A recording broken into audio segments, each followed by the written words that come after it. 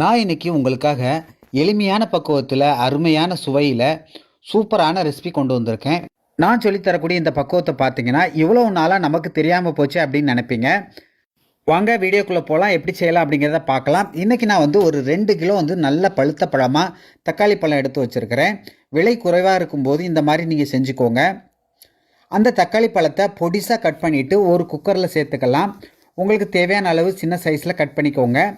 சேர்த்துட்டு அடுத்ததாக இது கூட ஒரு கைப்பிடி அளவு வந்து புளியை வந்து விதையை நீக்கிட்டு சேர்த்துக்கோங்க. கூடவே வந்து ஒரு 50 பல்லு பூண்டை வந்து தோலை உரிக்காமல் அப்படியே சேர்த்துக்கோங்க. இதுக்கு தேவையான கல் உப்பு சேர்த்துக்கலாம், நீங்கள் பொடி உப்பும் சேர்த்துக்கலாம். அடுத்ததாக இது கூட நல்லெண்ணெய் வந்து ஒரு 300 ml சேர்த்துக்கோங்க. இந்த ரெசிபிக்கு வந்து நீங்கள் நல்லெண்ணெய் பயன்படுத்திங்கன்னா ரொம்ப நல்லாயிருக்கும். சேர்த்துட்டு காரத்துக்கு தகுந்த மாதிரி மிளகாய்த்தூள் 1 டேபிள் ஸ்பூன் மஞ்சத்தூள் சேர்த்துட்டு நல்லா கலந்து விட்டுருங்க. நல்லா அடி விட்டு கலந்து விடுங்க. மிளகாய்த்தூள் வந்து உங்களுக்கு காரம் அதிகமாக பிடிக்கும் அப்படின்னா அதிகமாக சேர்த்துக்கோங்க. கலந்து விட்ட பிறகு குக்கர் மூடியை போட்டுட்டு அதில் விசில் குண்டை போட்டுட்டு விசில் வர வரைக்கும் வெயிட் பண்ணுங்கள். அடுத்ததாக அடுப்பில் ஒரு கடாய் வச்சுட்டு அதில் வந்து 2 டேபிள் ஸ்பூன் கடுகு, 2 டேபிள் ஸ்பூன் வெந்தயம், 5லேருந்து 6 வரமிளகாய் சேர்த்துட்டு இந்த அளவுக்கு கலர் மாறின உடனே தனியாக எடுத்து ஒரு மிக்சி ஜாரில் சேர்த்துக்கோங்க.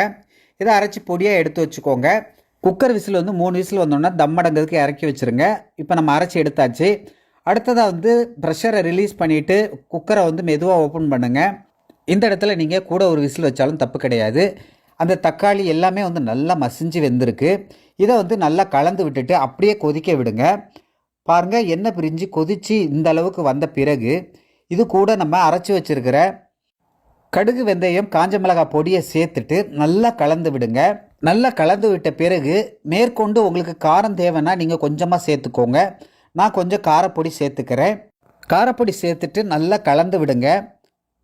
இந்த நேரத்தில் அடுப்பை வந்து லோ ஃப்ளேமில் வச்சுட்டு எண்ணெய் பிரிஞ்சு வர்ற வரைக்கும் அப்படியே வச்சுருங்க. பாருங்கள், இந்த அளவுக்கு எண்ணெய் பிரிஞ்சு வந்த உடனே இதை வந்து அடுப்பில் இருந்து இறக்கி கீழே வச்சுருங்க.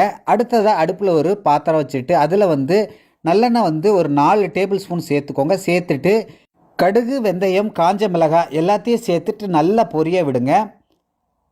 நல்லா பொரிஞ்ச உடனே இது கூட 10 பல்லு பூண்டு பொடிசாக கட் பண்ணிக்கோங்க. ஒரு சின்ன துண்டு இஞ்சி வந்து சின்னதாக கட் பண்ணி சேர்த்துட்டு நல்லா கலந்து விடுங்க. அது ரெண்டுமே கலர் மாறணும், நல்லா முருகி வரணும். இந்த அளவுக்கு முருகி வந்த உடனே இதை வந்து எடுத்து நம்ம ரெடி பண்ணி வச்சுருக்க அந்த தக்காளி தொக்கோட சேர்த்துட்டு நல்லா கலந்து விடுங்க.